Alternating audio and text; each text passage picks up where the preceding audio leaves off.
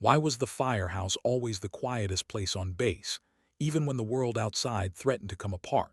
Maybe it was because people assumed the firefighters were only there for accidents, fuel leaks, vehicle mishaps, the occasional electrical fire. No one expected them to be the first line between life and death. Not really. And that was why, on that silent night at 300 hours, Savannah Reed found herself alone with her thoughts, and with a gnawing sense that silence this deep never lasted.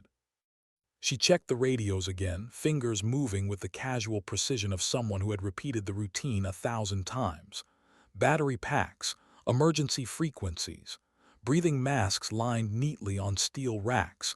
Every detail mattered. Every detail a promise she could keep someone alive when everything else went wrong. That was her mission. Not medals, not rank, just life. The others called her Smoke. It wasn't just a nickname. It was a kind of quiet respect. She disappeared where no one else dared to go, into walls of fire, into collapsing wrecks, into places where people were already giving up. She brought them back out, sometimes burned, sometimes broken, but alive.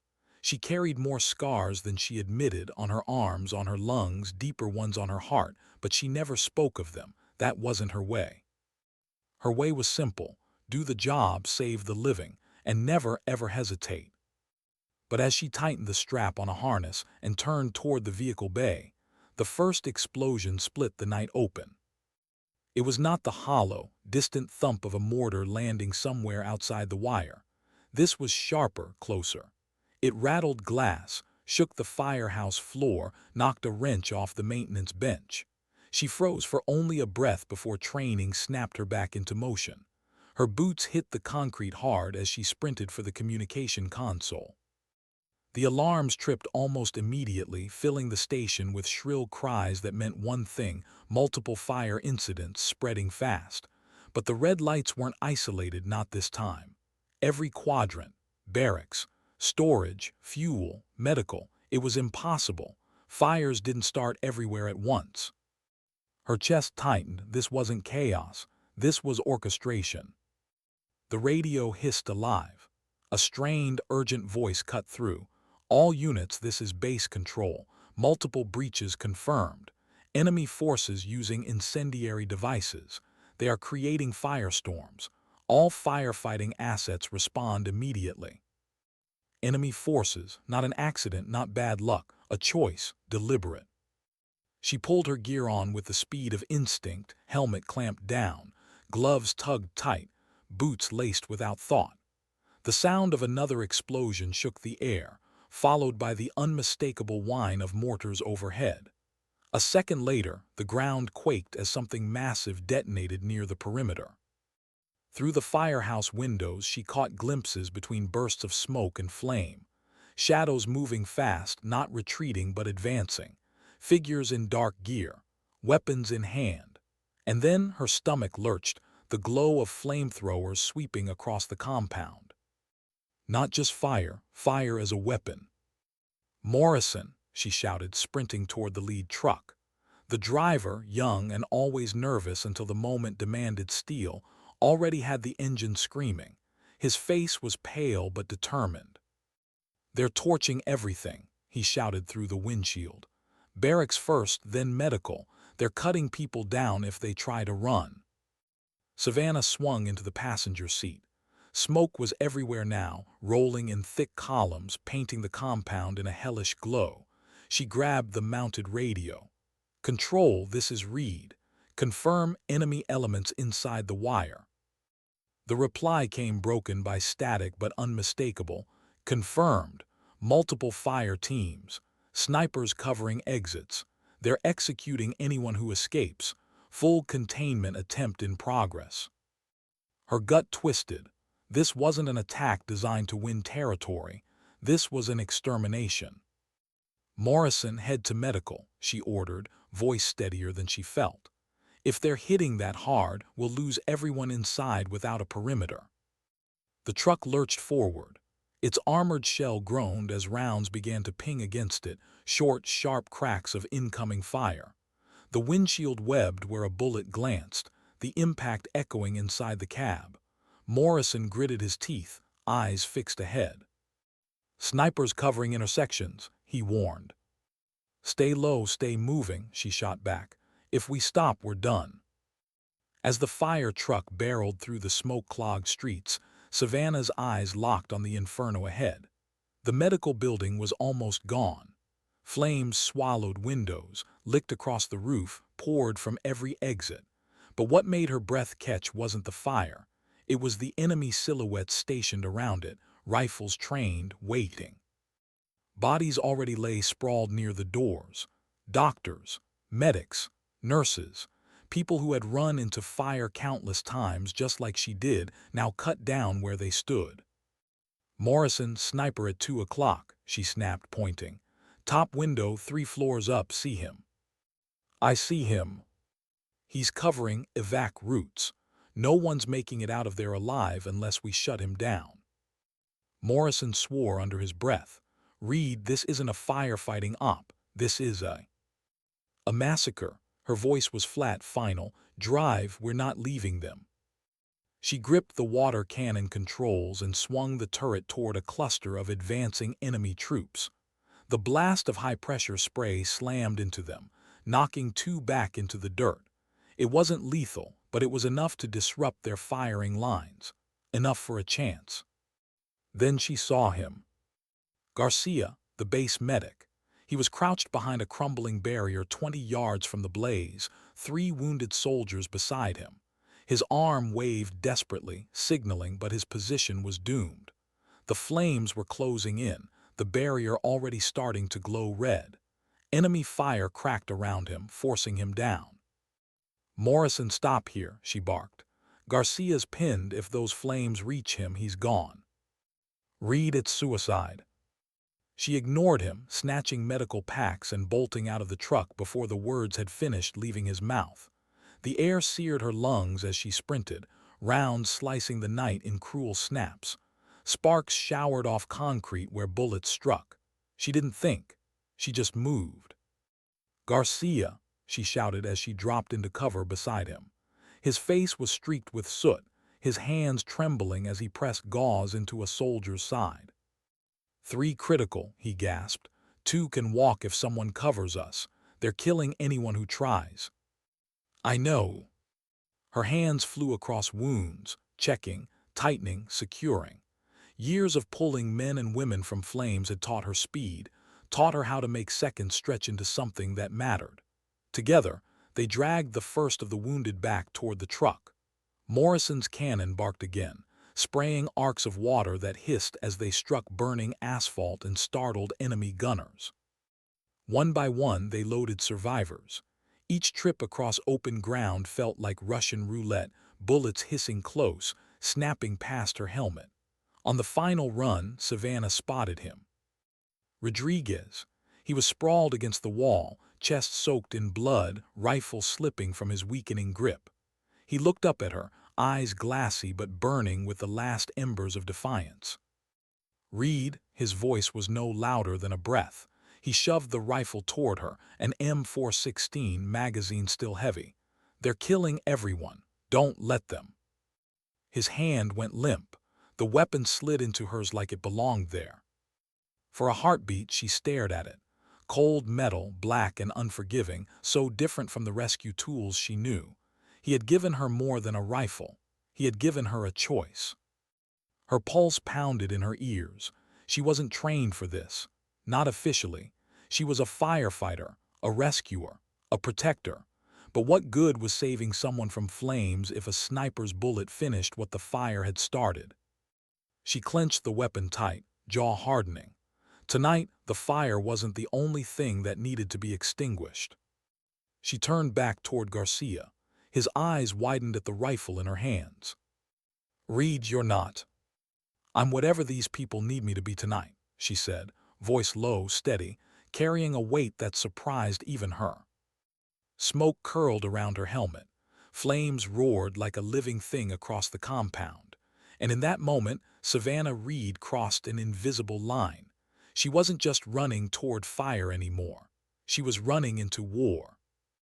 How long could one heartbeat stretch before it snapped? Savannah wasn't sure anymore. Her pulse thundered against her temples, but her hands, they were steady. too steady. Maybe it was the same calm that carried her into flames, the kind of focus you found when hesitation meant death. The M416 rested in her grip with surprising familiarity, like she had been meant to hold it all along. She tried not to think about Rodriguez's blood still fresh on the stock. She tried not to think about how a man's last words had just rewritten who she was. Garcia's voice pulled her back. "They're regrouping, you see them." She raised the rifle, eyes narrowing through the haze. Shapes moved beyond the flames, methodical, controlled. These weren't wild insurgents. They were trained, deliberate, cutting off exits with surgical precision. Fire wasn't their chaos. It was their weapon. "Stay with the wounded," she whispered. "I'll clear the line." "You're a firefighter, Reed, not infantry." Her lips curved, though it wasn't a smile. "Tonight I'm both." The decision was already made. She slipped into the smoke, every step careful but fearless, her body remembering the way she used to move through collapsing buildings. Same silence, same suffocating heat. Only this time she wasn't carrying someone out. She was carrying vengeance in. The sniper was her first target, the bastard who had pinned down the medics, cutting down anyone who dared to crawl from fire to air. He was perched in the second floor of the comms building, leaning into his scope, so sure he owned the night. Savannah climbed, slipping through a side window where smoke curled like a living shroud. Her boots barely scraped the debris. Every breath was shallow, practiced, lungs filtering smoke the way they had 100 times before. He never knew she was there. One pull of the trigger and his head snapped forward against the rifle. He slumped without a sound. One down, too many more to go. Her chest rose and fell as she pressed her back to the wall, eyes closed for a moment. This wasn't supposed to be her. She fought fire, not flesh. She saved life, not ended it. Yet as she exhaled, something settled inside her. The sniper hadn't been a man, not really. He was fire, and fire was always her enemy. She ghosted to the window. From here the compound unfolded in a map of ruin, flickering orange, black columns of smoke, figures darting like shadows. She counted at least 20, too many for her to take, not head-on, but maybe. She smiled faintly. She knew this ground better than they ever would. She had studied every hallway, every basement, every ventilation shaft in case of collapse. They had walked in as predators, but she was smoke. She could be predator too. The second kill came easy. A machine gun nest at the intersection near Supply. 2 men trading bursts into anyone who tried to break toward safety. She slid beneath the street through a maintenance tunnel, emerging behind them where their eyes never watched. 2 soft cracks, 2 bodies down. Each shot tightened something in her chest and loosened something else. Guilt pressed hard, but so did clarity. They had burned the medics alive. They had executed the wounded. These weren't soldiers fighting honorably. They were arsonists of flesh, and she couldn't allow that. By the time she reached the ruined armory, she had already silenced 7. Each death folded into the smoke, swallowed by the night, while confusion crackled across their radios. She could almost hear the disbelief in their voices. Something was hunting them, something they hadn't accounted for. But inside her, a battle raged louder than the gunfire. She wasn't numb. No, far from it. Every trigger pull weighed heavy. Every face, even in shadow, would follow her long after tonight. She knew that. And still, she kept moving. Because the alternative was letting them win. Letting them kill the people she had sworn to protect. At the fuel depot, she hesitated for the first time. 6 men guarded the place, rifles sweeping, grenades strapped across their chests. Behind them, thousands of gallons of jet fuel shimmered under the firelight, one stray round away from obliterating half the base. Her throat went dry. If they chose to ignite it, there would be no survivors. But then she remembered training, different training from long ago. How to smother chemical fires. How to stop explosions before they had the chance to breathe. She darted toward the suppression system controls. Fingers flew across switches she knew by heart. A hiss filled the night as white foam cascaded over the depot, blanketing everything in a suffocating sheet. The guards panicked. Confusion was their first mistake. Standing still was their second. Savannah lifted the rifle. One by one they fell, their shots wild, muffled by foam, their vision clouded. When silence returned, the depot was secure. 14 enemy down. The fires that threatened to consume everything, still burning, yes, but containable. She leaned against the steel, breathing hard, sweat soaking her undershirt. For the first time, the weight of it pressed on her. 14 souls. 14. And yet she felt no triumph, only necessity. Behind her, Morrison's voice crackled over the radio. "Reed, where the hell are you? You've been dark for 10 minutes." She swallowed hard, forcing her voice steady. "Clearing paths, fuel depots secure. Get Garcia's wounded out. Head north sector if you can." There was a pause. "Reed, how many did you?" "Don't ask." Her tone cut sharp, then softer as if to herself. "Don't ask me to count." She dropped the radio, pressed her forehead against cold metal. For a fleeting moment she wished she could be back in the firehouse, tools in hand, radios buzzing with routine drills. Just another night, just another check of batteries, but that world was gone. Now she wasn't just smoke, she was something else, something she didn't have a name for yet.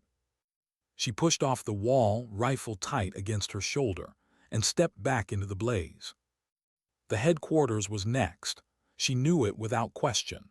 The enemy had rooted themselves there, directing movements, keeping pressure on every surviving pocket of resistance.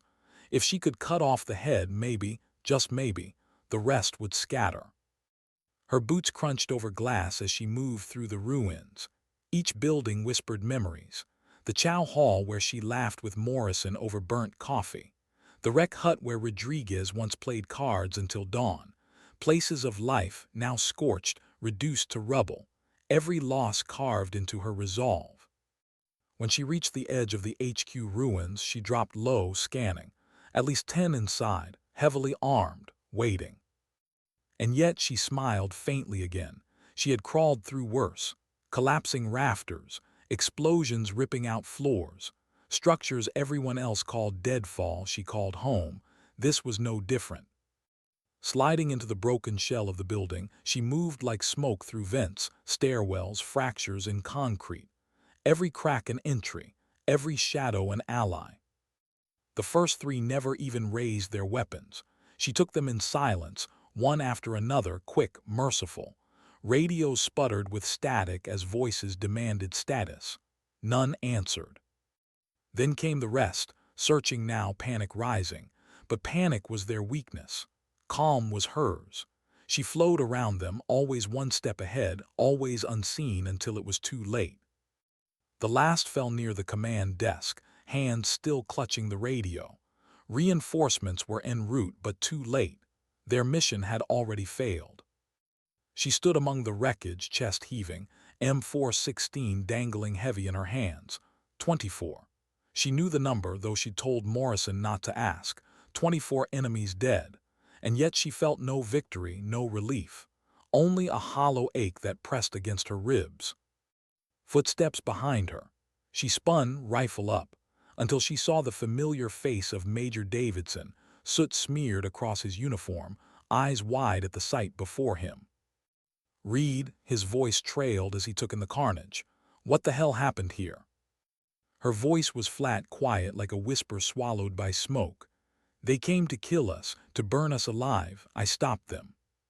He stared at her, at the rifle in her hands, at the calm in her eyes that shouldn't have been calm. "You single-handedly eliminated an entire infiltration team." She lowered the weapon slowly, letting its weight drag at her arm. "No, I extinguished them." The fires still burned outside. Survivors still screamed for help. But inside the ruins of headquarters, a different kind of fire burned, one she wasn't sure would ever go out. Why did silence feel louder than gunfire? Savannah stood outside the ruined headquarters, the rifle still heavy in her hand, while the compound slowly quieted. The night air was thick with smoke, punctuated only by the groans of burning steel, the crackle of dying flames, and the low moans of the wounded. The enemy was gone, yet the silence that followed didn't feel like peace. It felt like the kind of quiet that asks questions no one wants to answer. Her gloves trembled faintly as she pulled them off. She flexed her fingers, staring down at them like they belonged to someone else. These weren't the hands of a firefighter anymore. Not tonight. Tonight they were something darker. Major Davidson's voice broke the weight around her. "Reed, you realize what you've done." She turned toward him, soot streaked across her cheeks, helmet crooked from the chaos. His face carried both disbelief and something close to fear. "I eliminated threats," she said flatly. "They left me no choice." "Savannah," his voice softened like he was searching for the right word, "you did more than that. You dismantled a professional strike team. Alone." Her jaw tightened. She didn't want to hear it, didn't want to measure what had happened in victories or kills. Those men she shot, they weren't numbers. They were memories she didn't ask for, faces burned into her mind that would never leave. "I'm a firefighter," she muttered almost to herself. "I save lives." Davidson studied her, then glanced toward the wreckage. Bodies of enemy soldiers lay scattered across the base, limbs twisted, rifles dropped, flames flickering across their uniforms. And in the middle of it all stood the woman they had once only called Smoke. "Maybe," he said quietly, "saving lives doesn't always look the way you thought it would." She didn't answer, couldn't. The weight pressed too heavy. A shout carried across the compound, Morrison's voice. "We've got survivors, we need stretchers." Savannah jerked back to the present. She shoved the rifle across her back, grabbed the nearest med kit, and ran toward the sound. Bodies littered the ground around the medical wing. Some were beyond saving, eyes glassy, skin burned, but others still breathed. A young private with shrapnel embedded in his thigh, a nurse half-conscious from smoke inhalation, a sergeant cradling a broken arm, whispering names of men who hadn't made it. Savannah dropped to her knees beside the private, hands moving fast, pressing gauze, checking pulse. The rhythm was familiar. This, at least, she understood. Blood burns, broken bones. She knew how to fight these battles. Her voice steadied as she worked. "You're not dying here. Not tonight. Stay with me." The boy's lips trembled, his eyes searching hers. We thought no one was coming." "I came," she whispered, tightening the bandage. "And you're going to walk again, you hear me." She didn't know if it was true, but she had to make him believe. Hours bled together in smoke and ash. By dawn, the fires were mostly under control, smothered by foam, water, and sheer exhaustion. Survivors were gathered into makeshift triage zones.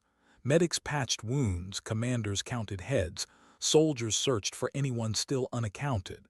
The air smelled of charred earth and diesel, heavy with grief. And through it all, whispers followed her. She cleared the sniper line herself. They said she took the depot back alone. 24 kills, 1 firefighter. Savannah felt each word like a stone thrown against her chest. She didn't want them. She didn't want legend. She wanted the world back the way it had been yesterday, when the worst thing she faced was a fuel leak or a collapsed roof. When the last of the flames were contained, she sat on the back bumper of the fire truck, helmet between her hands, head bowed. Morrison eased down beside her, face ashen, eyes hollow from what he had witnessed. "You saved us," he said simply. "No," she muttered. "I stopped them, that's not the same." "You think the people walking around out there care about the difference?" His question stung, because she knew the answer. To them she had become something new. To her she had lost something she wasn't sure she'd ever get back. When the reinforcements finally arrived, their boots pounding across the charred earth, Savannah felt the weight of eyes again. Commanders assessing damage, medics rushing in, soldiers looking at her as though she had stepped out of a myth. Major Davidson briefed them quickly. Enemy infiltration neutralized, fires under control, casualties high, but far fewer than they planned. "And how?" one of the officers demanded. Davidson hesitated, then he looked at Savannah. She shifted uncomfortably under the gaze, every instinct screaming to vanish back into smoke. "She did it," Davidson said at last. His tone wasn't proud, wasn't boastful, just factual, the way you describe something impossible that somehow happened. The officer frowned. "One firefighter." Savannah's eyes burned. She wanted to say it wasn't true, that it hadn't been her, but the rifle strapped to her back answered louder than words. She turned away, unable to hold the stares.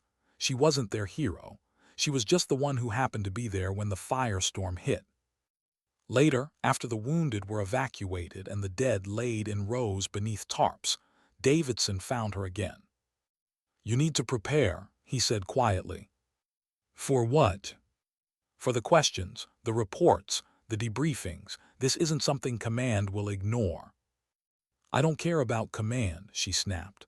Her voice cracked, raw from smoke and grief. "I care about Rodriguez, about the medics who didn't make it out, about every body I dragged into the truck too late." Davidson's expression softened. "You carry the dead because you loved them. That's what makes you dangerous, Reed, and that's why they'll notice you." She shook her head, pressing her palms against her eyes, willing the images away.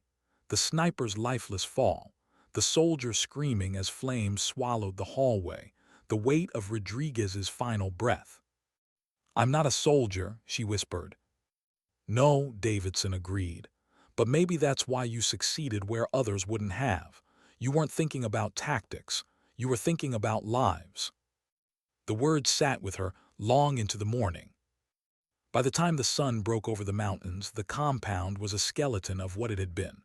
Black scars marked every wall, smoke curled like ghosts, and still Savannah moved among the wreckage, checking the hoses, recalibrating pumps, hauling equipment.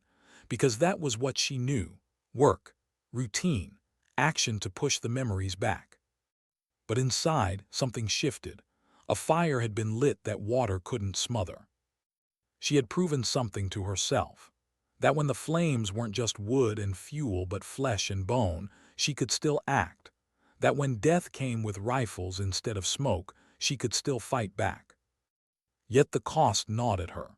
Could she still be who she was before? Could she ever stand in a fire again without hearing the echo of gunfire in her chest? That night, as she lay awake in a cot too small for the weight she carried, she stared at the ceiling until it blurred. Her ears still rang with explosions. Her hands still itched with phantom recoil. She closed her eyes. For the first time since it began, she let the tears fall. Not for herself, but for all the lives she couldn't save. Why did the questions always come after the fires were out? Savannah sat in a temporary briefing tent, the air still thick with the sour smell of ash that clung to every thread of her uniform. The chair beneath her creaked whenever she shifted, but she didn't move much. She kept her hands folded in her lap, knuckles raw from dragging bodies through smoke, her gaze fixed on a table scratched with marks from a dozen previous wars. Colonel Haze leaned forward, elbows on the surface, eyes sharp as blades. "Staff Sergeant Reed, walk us through it, from the beginning." She swallowed hard. Her mouth was dry. The silence in the tent pressed on her chest harder than the smoke had. Across from her sat 3 officers, their notepads ready, their pens clicking in rhythm that made her skin crawl. She wanted to say no, to refuse, to tell them that some things shouldn't be spoken aloud because words gave them life, and she didn't want these memories living outside her own mind. But she had no choice. "They hit the perimeter first," she began quietly. Her voice carried the rasp of smoke, soft but steady. "Explosions, mortars, then fire, everywhere at once. Barracks, medical, fuel storage." Hayes nodded slightly. "Systematic." "Yes," her hands tightened together. "Not an accident, not collateral. They meant to burn us alive." "And your role?" Savannah hesitated. She wanted to say what she always said: fire suppression, rescue, but the words stuck in her throat. Finally, she forced them out. "At first, I did what I was trained to do. Evacuations, medical assistance, we moved wounded. And then, her chest rose and fell slowly. She felt their eyes drilling into her. Then I adapted. One of the officers scribbled something without looking up. The scratching sound made her jaw clench. Adapted how? Hayes asked, though his tone suggested he already knew. She looked down at her hands, flexed her fingers. They still remembered the rifle's weight. I engaged, directly. Engaged. I eliminated threats, she said flatly. The words tasted like iron. The officer set down his pen. You killed them. Savannah's head lifted, her eyes burning with something between defiance and shame.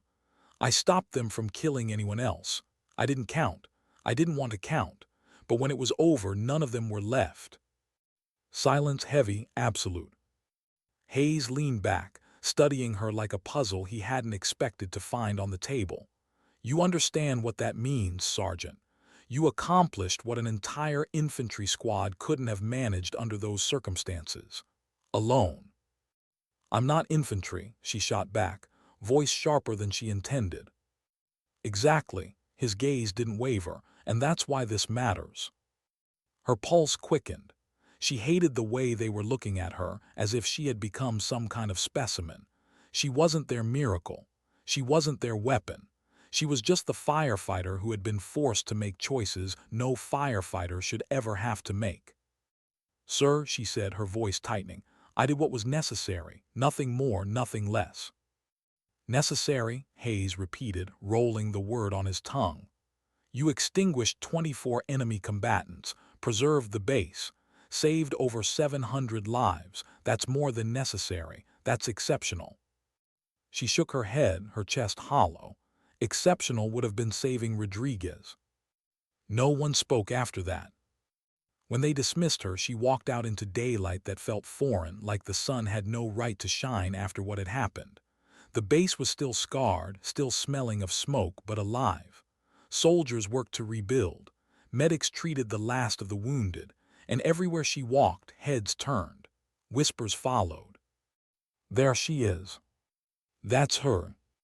The firefighter who fought like an army. She pulled her helmet lower, trying to disappear, but smoke couldn't disappear anymore. Not from this. That night, alone in her bunk, she replayed it all. The sniper collapsing against the window. The machine gunner crumpling in the foam. The silence after each pull of the trigger. She pressed her palms over her eyes, but the images stayed. She whispered into the darkness, as if Rodriguez could hear, I didn't want this. But the base didn't care what she wanted. The military didn't care. The world outside would care even less. All they would see was what she had done, not the weight she carried, not the nights she would spend chasing shadows in her sleep, just the fact that she had saved them. The days blurred. Reports, debriefings, analyses that charted her movements across maps like she was a piece in a strategy game. They wanted to know how a firefighter became a hunter, how knowledge of hallways and suppression systems had translated into tactical dominance. Savannah gave them answers because silence would have been worse, but she never gave them the truth they wouldn't understand, that every step, every shot, every decision had come not from skill but from love. Love for the people trapped in flames. Love for the teammates who trusted her. Love that turned into fury when that love was torn away. Weeks later, when the formal ceremony came, she stood in her uniform as Colonel Hayes read the citation. Silver Star. The words echoed, hollow in her chest. Applause rose from the assembled soldiers. Cameras clicked. Commanders shook her hand. She smiled politely, as protocol demanded, but inside she wanted to scream. Because medals didn't silence the screams she still heard at night. After the ceremony, Hayes pulled her aside. You've done something no one expected. You've shown us a gap we didn't even know existed. Support personnel, firefighters, medics, engineers, who know bases better than anyone, who think differently, who can adapt under pressure. We want you to help us build something new. She stared at him, stunned. Me. Yes, a program, training, cross-discipline, teaching others to do what you did. Her throat tightened. She shook her head. I'm not a teacher. I'm not even sure I'm a soldier. Haze's expression softened, though his voice stayed firm. You're exactly what we need. You proved that when the line between combat and survival disappears, someone has to step forward. You did. Others can too, but they need someone to show them how. She didn't answer right away. The thought of reliving that night over and over in lessons, of dissecting choices that had nearly broken her, it made her stomach turn. And yet she thought of the survivors, of Morrison, of the private she had promised would walk again. They were alive because she had stepped beyond her role. Maybe teaching others wasn't about glorifying what she had done. Maybe it was about making sure fewer people ever had to. That night, alone in the firehouse that still smelled faintly of char, she sat on the edge of her cot, staring at the metal in her hands. The silver caught the light, gleaming, beautiful, meaningless. She thought of Rodriguez again, of his final words, "Don't let them win." Maybe this was what he meant. Not the firefight, not the kills, but the promise that his sacrifice wouldn't end with ashes, that she would carry it forward, transform it into something that saved lives, not just in one night but in every night to come. Her chest rose with a deep, steady breath. She set the metal down and closed her eyes. Sometimes survival wasn't enough. Sometimes you had to build something out of the ruins. What happens when survival turns into responsibility? Savannah asked herself that question every morning when she laced her boots, when she clipped on her badge, when she stood in front of rows of fresh faces staring at her like she held secrets worth dying for. She didn't feel like a teacher. She didn't feel like a hero. She still woke at night with smoke in her lungs and echoes of gunfire rattling her bones. But command hadn't asked if she was ready. They had simply told her, "You're the only one who can do this." So she did. They called it the Reed Protocol now, though she hated the sound of her own name attached to something so heavy. To her, it wasn't a doctrine. It was just instinct, forged in fire and loss. But to them, the brass, the students, the analysts drawing neat diagrams on screens, it was revolutionary. She stood at the front of a converted hangar, chalk streaked across her hands, a schematic of a forward operating base drawn wide across the board behind her. Soldiers, medics, and firefighters filled the seats, listening intently. Some scribbled notes, others just stared, as if her presence alone was enough to keep them awake. "Buildings aren't just structures," she said, voice steady but quiet. "They're allies or they're death traps. You need to know which walls breathe, which ones choke, which vents will suffocate you with smoke and which can hide your movement. Most infantry don't think that way. You will." Her gaze swept the room. Young faces. Too young, she thought. They looked at her like she was unshakable, like her scars proved something noble instead of unbearable. A hand rose. A firefighter barely 20, freckles scattered across his nose. "Ma'am," he began nervously, "how do you know when to stop rescuing and start fighting?" The question pierced her chest. She hesitated, throat tight, the memory of Rodriguez's fatting breath flashing sharp. Finally, she said softly, "You'll know when there's no other choice, and it will break something in you. But sometimes breaking is what keeps others alive." The hangar was silent. Her words hung in the air, heavy, undeniable. After class, she retreated to her office, a small corner room with thin walls and a desk piled with reports. The medal sat in a drawer she rarely opened. Instead, the only decoration was a photo of her firehouse team, taken a year before the attack. Smiles wide, arms slung around each other. Rodriguez grinning like the world was still simple. She touched the frame gently, then pulled her hand back like it had burned her. The knock at her door startled her. Morrison stepped inside, cleaner uniform than she remembered, eyes still carrying that familiar mix of loyalty and unease. "They're eating this up," he said with a small smile. "You've got medics asking to cross-train, logistics guys volunteering for combat drills. Everyone wants to be like you." Her stomach nodded. "That's the last thing I want." Morrison frowned. Why, you saved us, you gave them hope. Hope doesn't erase blood, she whispered, gaze fixed on her desk. They think I'm strong because I walked out alive. They don't see the nights I can't close my eyes. He sat down opposite her, leaning forward. Savannah, you're not doing this for you. You're doing it for the next base that gets hit, for the next medic who has to decide whether to crawl or fight. If you can give them a chance, just one chance, you've done more than most. Her throat tightened.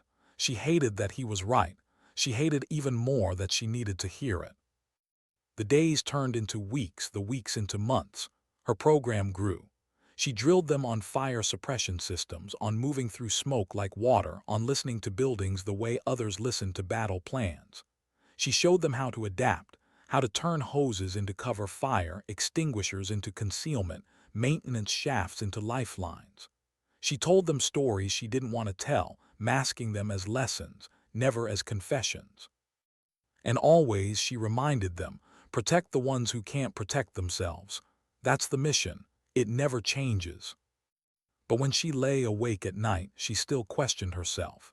Was she teaching survival, or was she teaching people how to kill? Did it matter if it meant fewer bodies under tarps? One evening, after a long day of drills, she walked the training grounds alone. The sun dipped low, painting the sky in streaks of orange that reminded her too much of firelight. She paused at the edge of the field, watching recruits laugh together, their voices carrying across the dusk. For a moment, she let herself believe they would never face what she had faced. For a moment, she wanted to believe this training was insurance against nightmares. But deep inside, she knew war had a way of stealing choices. 3 months after the program began, the first report came in. Forward operating Base Phoenix. An infiltration attempt. Enemy firestorm tactics, eerily similar to Crimson. But this time, the outcome was different. Reed protocol-trained firefighters had moved survivors through maintenance tunnels. Medics had secured exits under suppressive fire. Logistics specialists had coordinated defensive positions using knowledge of supply routes. The attack had been repelled. Casualties were minimal. Savannah sat in her office with the report in her hands, her eyes scanning the words twice, 3 times as her throat swelled. They had lived.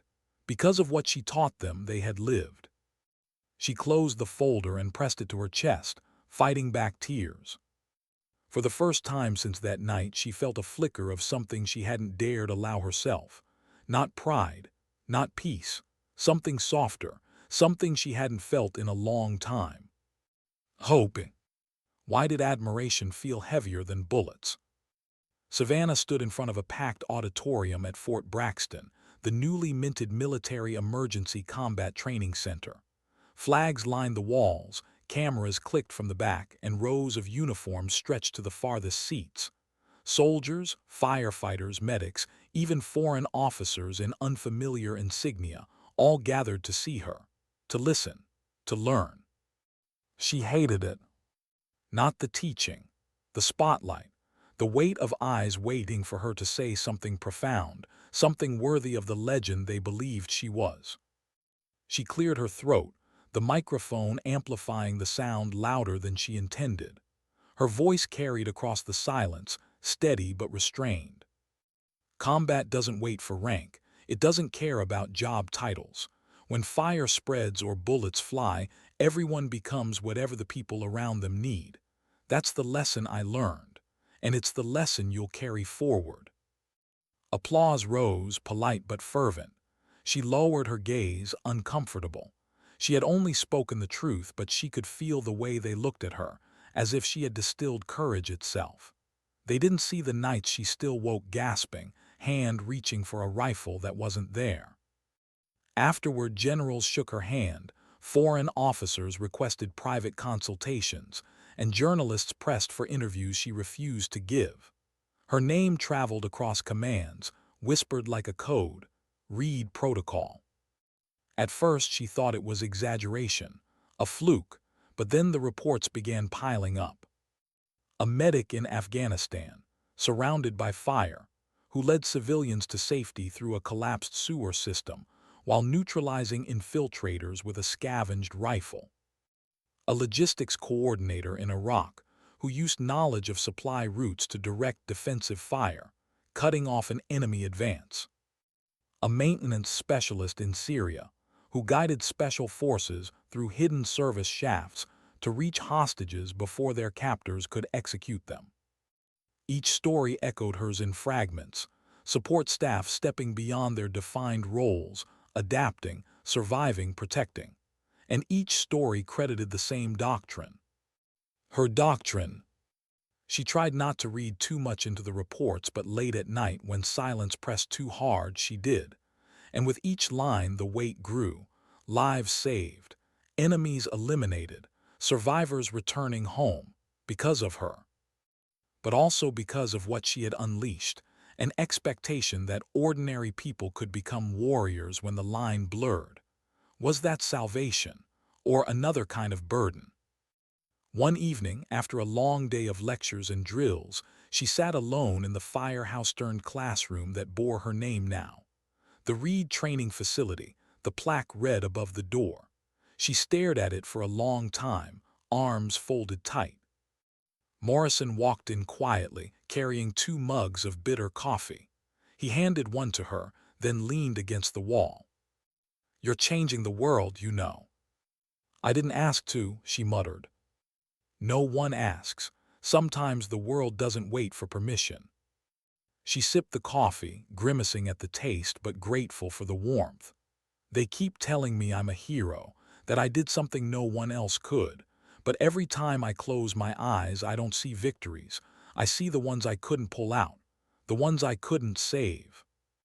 Morrison studied her, his expression softer than she expected. "Maybe that's why you're the one who should be leading this, because you'll never forget what it costs." She looked away, blinking hard. She didn't want to cry in front of him, but the burn in her throat threatened to spill over. The following month, she was summoned to Washington for a classified briefing. A polished conference room. High-ranking officials, some she only recognized from news broadcasts. Screens lit with maps and schematics. General Patricia Hayes spoke first, her voice carrying the authority of decades. "Major Reed, your protocol has reshaped how we view base defense. NATO partners are requesting access to your training methods. We're here to discuss expansion." Savannah sat stiffly, hands clasped in her lap. "Ma'am, I created this program to prevent what happened at Crimson from happening again. I didn't create it to become policy." Hayes's eyes softened, though her tone remained firm. "Policy or not, your methods are saving lives. That's undeniable. The question is whether we let it spread uncontrolled or whether we shape it with intention, and we need your voice in that." The room murmured in agreement. Charts shifted to show casualty rates before and after Reed protocol implementation. The difference was stark. Savannah felt her chest tighten. Numbers, graphs, percentages. They reduced what she carried in her heart into data points. Success measured by statistics instead of the faces she still dreamed about. "Ma'am," she said quietly, "this isn't just tactics, it's people. People who'll carry scars like I do. We can train them, yes, but don't make the mistake of thinking it comes without cost." The silence that followed was heavier than any applause she'd ever endured. Hayes nodded slowly. "Noted and respected. But war doesn't forgive hesitation, Major. Better scarred and alive than unprepared and gone." Savannah lowered her gaze, knowing the truth of it even as it scraped her raw. After the briefing, she stepped outside into the crisp air, the Pentagon looming behind her. She drew a slow breath, trying to ground herself. A group of young soldiers walked past, whispering her name like she couldn't hear. She pulled her cap lower and walked the other way, wishing she could vanish again into smoke. But smoke doesn't disappear, it lingers. Back at Fort Braxton, the pace quickened. Training cycles shortened. International observers swelled the classrooms. Savannah spent hours dissecting floor plans, walking recruits through burn simulations, lecturing on instinct and improvisation. She watched as once nervous medics learned to move with confidence, as firefighters practiced suppressing flames with one hand and firing rifles with the other. It worked, she knew it worked, and yet the more effective it became, the more uneasy she felt. One night, unable to sleep, she wandered the empty training grounds. The silence wrapped around her like a shroud. She stopped beneath the floodlights, staring at the obstacle course where earlier that day she had barked commands at wide-eyed recruits. Her voice echoed in her memory. Excellence doesn't recognize job descriptions. She pressed her hand against her chest, against the scar tissue no one could see. She wondered if, in trying to teach others to survive, she was also teaching them to carry her ghosts. But then she remembered Phoenix, the medic who lived, the hostages who were freed, the countless families who still had someone to welcome home.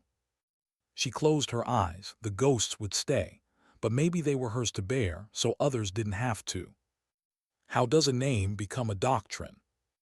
Savannah asked herself that every time she saw the words stamped across official documents, splashed on training manuals, spoken in briefings by commanders who had never set foot in Crimson.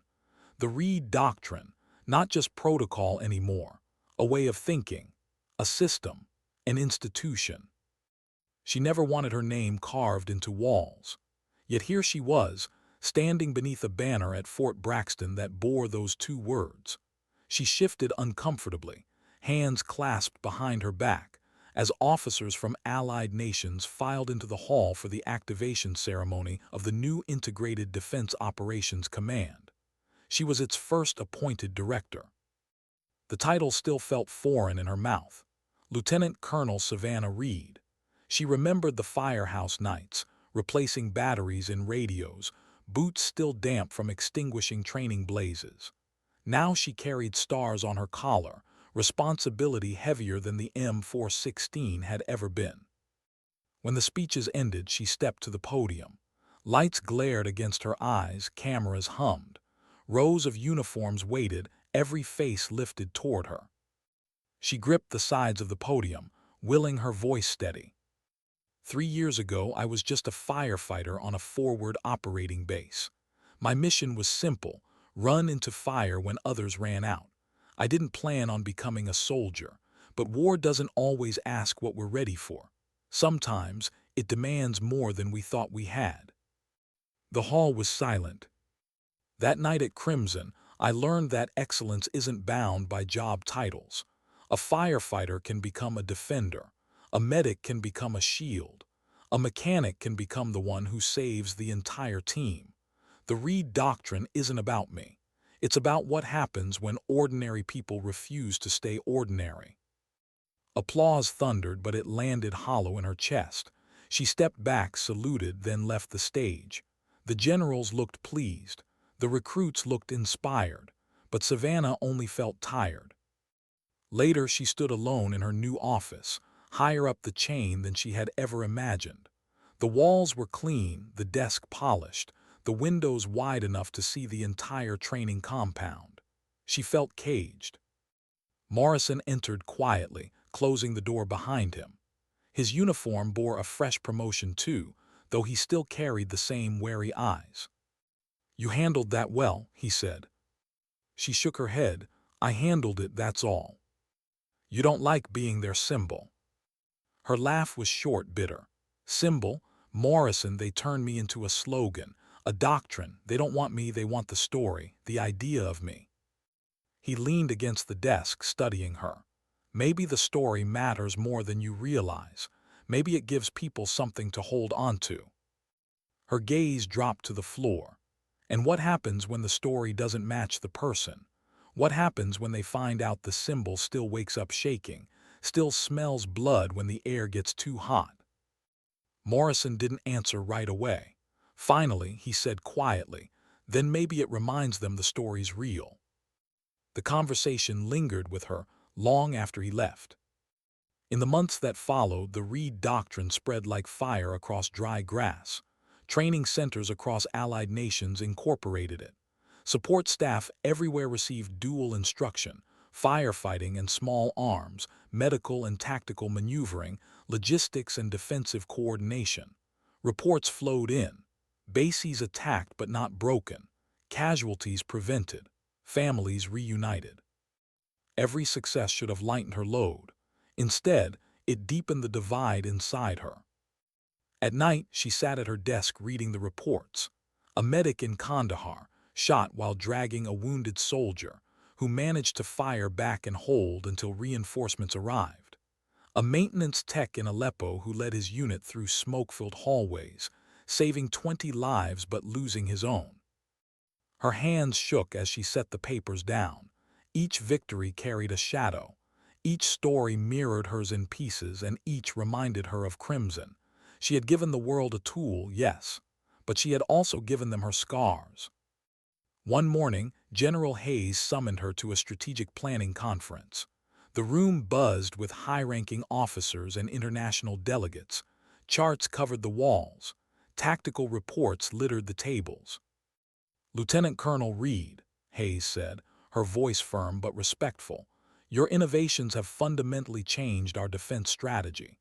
Bases with integrated doctrine consistently outperform those without. Casualty rates are down by 40%. Commanders across theaters credit your training with preventing catastrophic losses." Savannah stood stiffly, hands behind her back. "Ma'am, the doctrine isn't mine anymore. It belongs to them, the ones applying it. I only lit the match." A British colonel across the table leaned forward. "Modesty aside, Major, pardon, Lieutenant Colonel, your actions sparked a revolution. We want to replicate it across NATO installations. You'll lead the joint coordination effort." She swallowed hard. "Sir, I'm honored, but I need you to understand something. The doctrine works because people were willing to carry more than they were built for. It breaks them sometimes. The cost is high." General Haze interjected. "War always exacts a cost, but thanks to you, fewer families are paying it with funerals." Savannah lowered her gaze, unable to argue. She knew they were right, and still the weight pressed harder. After the conference, she slipped outside, the chatter fatting behind her. She leaned against the cold stone wall, closing her eyes. For a moment, she longed for the simple roar of a fire truck engine, for the clear mission of pulling someone alive from the smoke. Now everything felt blurred, victory laced with guilt, recognition tangled with loss. Morrison found her there. He didn't speak at first, just stood beside her in silence. Finally, he asked, "Do you regret it?" She opened her eyes, staring at the horizon. "I regret the need for it. I regret the ones who'll never come home. But if even one more kid gets to see their mom or dad walk through the door because of this, no, I don't regret it." The words surprised her as they left her lips. They rang true, though bittersweet. That night, as she walked the empty training field, she whispered into the wind, "Sometimes dignity doesn't speak. It simply acts." She didn't know if anyone heard. Maybe it didn't matter. What does it mean to be remembered? Savannah asked herself that as she stood before the graduates of the first fully integrated Reed Doctrine class. Rows of them filled the hall, firefighters, medics, mechanics, logistics staff. Their uniforms varied, their accents different, but their eyes carried the same steady light. They had been trained not only to save, but to fight when saving wasn't enough. She scanned their faces slowly. Some looked barely old enough to shave. Others carried lines of age, the quiet wisdom of too many deployments. All of them stared at her as if she were more than human. She cleared her throat, voice soft but strong. "When I started, I thought my mission was simple. Put out fires, pull people out, save lives, that was it. I never expected the night would come when saving meant carrying a rifle instead of a hose, when protecting meant taking life instead of dragging it back from the edge. But it came, and it will come for you too." The room was utterly still.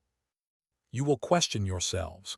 You will wonder if you've gone too far. You will carry ghosts, but remember this, your mission doesn't change. Protect the ones who cannot protect themselves. However you must, that is your duty. That is your dignity, and sometimes dignity doesn't speak, it simply acts. The words hung in the air long after her voice faded. Then the hall erupted in applause.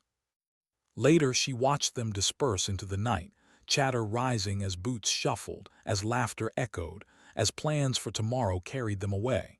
For a brief moment she allowed herself to smile. Maybe they would carry the doctrine further than she ever could. Maybe they would make it better. The years blurred into campaigns, into deployments, into reports of lives saved. The Reed Doctrine spread across NATO, then beyond, adopted by allies in Asia, Africa, South America. Bases hardened not just with walls and guns, but with people who knew how to adapt when chaos came. And still she stayed at the center of it, though she tried to step back from the spotlight. Her days filled with strategy sessions, her nights with quiet walks through empty training grounds.